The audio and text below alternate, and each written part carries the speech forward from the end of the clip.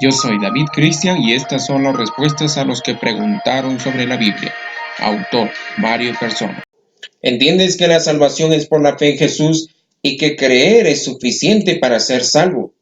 Pero parece que tu duda es más sobre la calidad de esa fe, ya que no todas las personas tienen una comprensión clara de la obra de Cristo o de la suficiencia de creer para ser salvo, independientemente de las obras. Un creyente se salva sin importar el tamaño de su fe o la calidad de la misma. La respuesta del ciego sanado es interesante. Si él, Jesús, es un pecador, no lo sé. Una cosa sé, que habiendo yo sido ciego, ahora veo. Solo después llegó a conocer mejor quién era el que le había sanado. No existe un grado de fe que puedas considerar más o menos salvadora, porque lo que salva no es la fe o su calidad, sino la obra de Cristo. Fui católico durante un año y sabía que estaba salvo, a pesar de que hay una carga de enseñanza en el catolicismo que mezcla la fe y las obras como condiciones para la salvación. Obviamente me convertí a Cristo, pero no tenía ni un poco de entendimiento que tengo hoy. Es difícil generalizar que los católicos o cualquier grupo cree en fe más obras, porque nadie conoce la fe individual, solo Dios.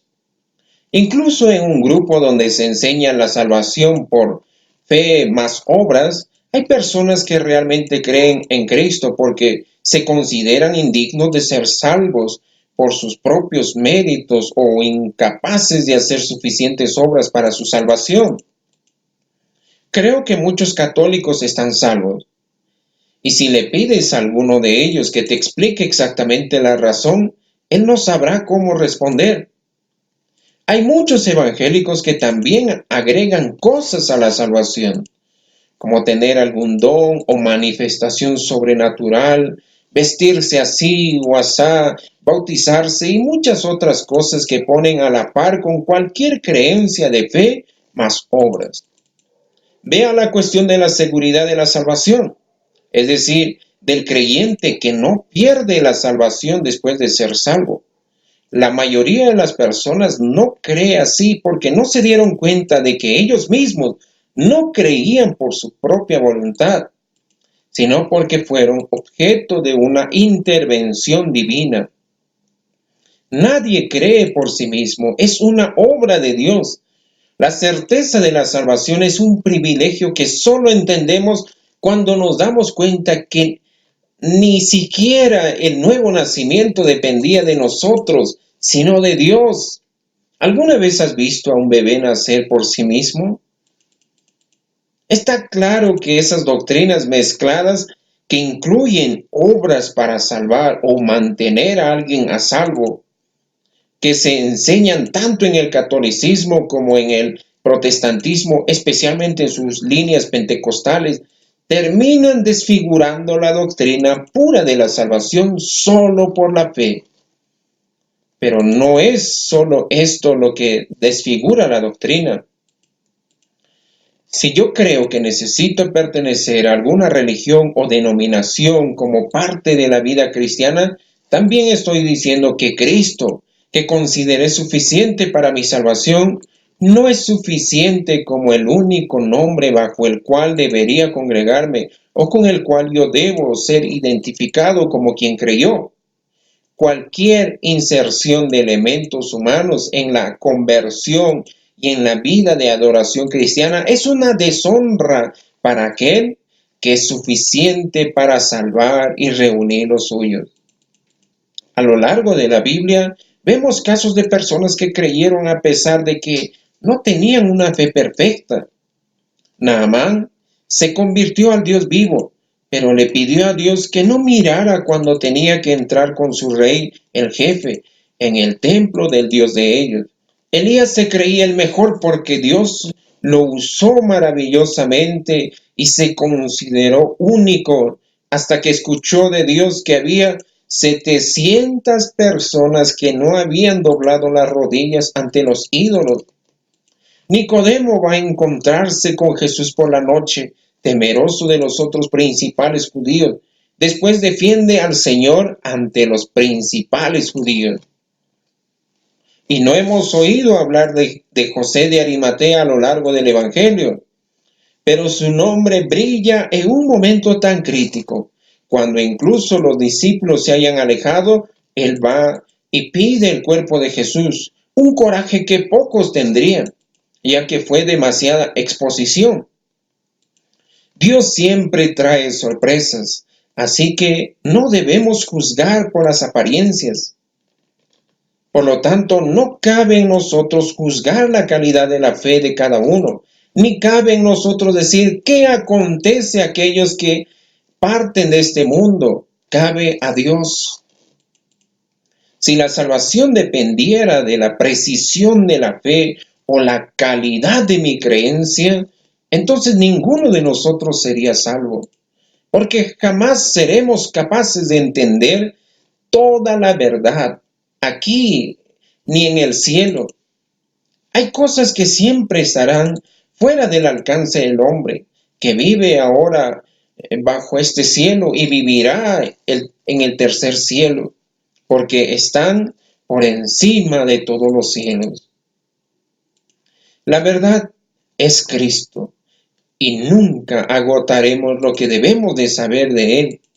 Al final de Juan dice que ni todo el mundo podría contener todos los libros si se escribiera todo lo que Jesús hizo. Su obra es tan infinita como Él. A veces una comprensión que nos parezca correcta es en realidad el resultado de un conjunto de factores culturales. ¿Cómo se salvaría alguien que no tuviera acceso a estos mismos factores culturales? Un misionero traduciendo los evangelios a una tribu en la Amazonía descubrió que no había la palabra fe en el vocabulario de los indios, o una palabra parecida. Entonces él usó para fe el término que usaban para colgar la red, porque por la noche, en la puesta del sol, colgaban sus redes en los troncos que sostenían la enorme carpa, y lo hacían muy alto para evitar el ataque de los animales. Si el tronco o la sujeción no sería firme, se caerían y podrían morir.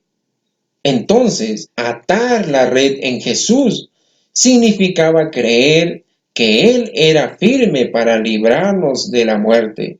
Así los indios entendieron. Otro, para explicar el pasaje de la casa construida sobre la roca, tuvo que cambiarse a la casa construida sobre la arena, porque los indios pensaban que alguien que construyera sobre la roca sería un tonto. Lo correcto era construir en la arena, donde podrían clavar los palos de la carpa. Como puede ver, no es tan simple afirmar que uno se salva o no por una generalización de lo que se predica en medio de donde frecuenta o de la precisión de su entendimiento de la obra de Cristo. Los pentecostales creen que eres salvo por la fe, pero te mantienes salvo por las obras. Si caes, pierdes. Lo cual es tan incorrecto como decir que la salvación es por la fe y obras. Pero, ¿quién puede decir que nadie allí será salvo porque no creyó de acuerdo a una definición precisa de fe? Conocí a un hombre que fue un libertino toda su vida. En su lecho de muerte, cuando se desesperaba de su situación, le dijeron que le pidiera a Jesús que lo salvara. Este hombre murió llamando por el nombre de Jesús. ¿Cuánto entendió sobre la fe que enseña la Biblia, la obra de Cristo en la cruz o la Biblia? Cero. Ahora, ¿qué Dios dejaría de salvar a alguien que en el momento de su muerte invoca el nombre de Jesús? ¿O que dice, Señor, acuérdate de mí? Para cualquiera de ellos, el Señor tiene la misma palabra. Hoy mismo estarás conmigo. En fin, no es cuánto sabemos de Cristo, cuánto creemos en Él, cuánta confusión o falta de lo que hacemos con las doctrinas bíblicas que pesan sobre la salvación, sino la obra bendita de que Dios quiere salvar. Y si Él quiere salvar a alguien que era incluso un hereje, y Pablo fue uno que persiguió al Señor, Él le dará a esa persona, aunque sea un átomo de fe suficiente para llegar a la salvación a través de la obra de Cristo. Muchos se sorprenderán cuando se vean en el cielo, porque no entenderán exactamente el proceso de cómo llegaron allí. Simplemente clamaron por el nombre de Jesús y fueron salvos. Si creemos que nuestra capacidad de entender y ejercer una fe de calidad sin errores en el Señor tiene peso en la salvación, estamos diciendo que existe algún tipo de obra, en el caso intelectual, incrustado en el proceso. Por supuesto, si alguien quiere saber qué necesita hacer para salvarse, le diré que necesita creer. Pero una cosa que descubrirá solo después de creer es que incluso creer no vino de él, sino que fue el resultado de la obra de un Dios que quería salvarlo.